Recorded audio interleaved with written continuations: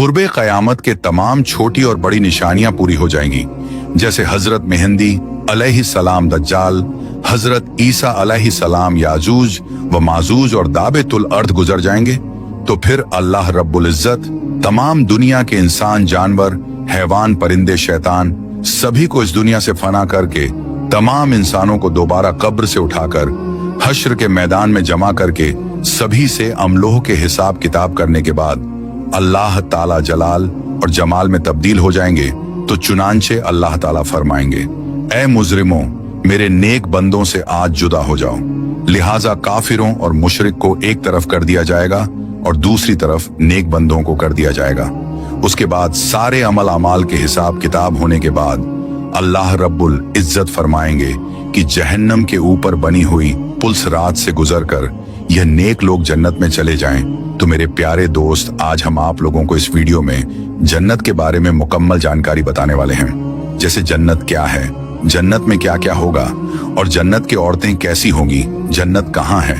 तो आप लोगों से गुजारिश है कि इस वीडियो को पूरा जरूर देखें और हाँ, एक लाइक शेयर कमेंट करके अपने दोस्त और घर वालों को भी जरूर दिखाएं। तो नाजरीन, जो कुछ इंसान चाहता है वह इस दुनिया में पूरा होना नामुमकिन है, लेकिन क्या आप लोगों को पता है कि एक दुनिया ऐसी भी है जहां हर तमन्ना और हर ख्वाहिश पूरी होती है।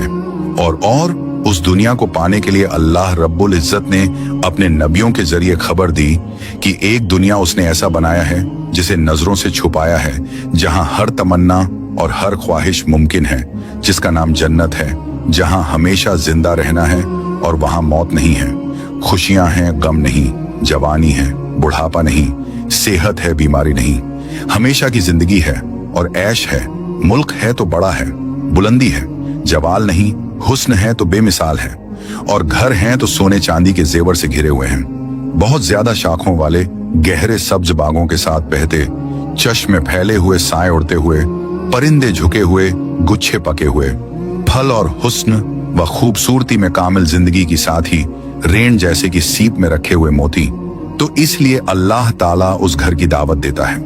लेकिन उस घर में दाखिल होने के लिए अपने अहकाम की पाबंदी की सख्त शर्त लगाता है। और ऐसे बड़ी शान वाले घर की बड़ाई और महानता का क्या पूछिए,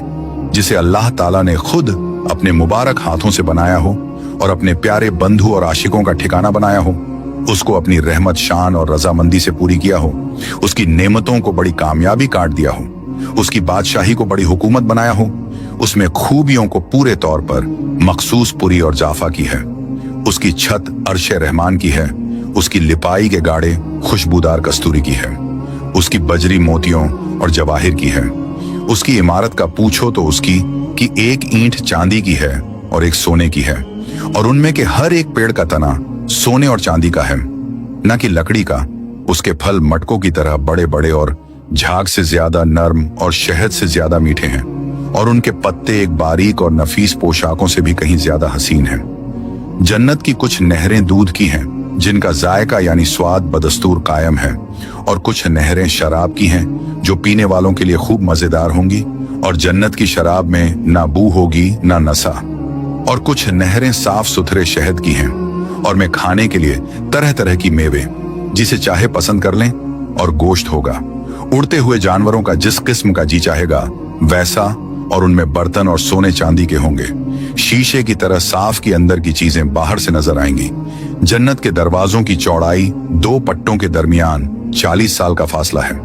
उस पर एक दिन ऐसा आने वाला है कि हुजूम की वजह से भीड़ लगी होगी। जन्नत के पेड़ों की हवा अपने सुनने वालों को मस्त कर देगी।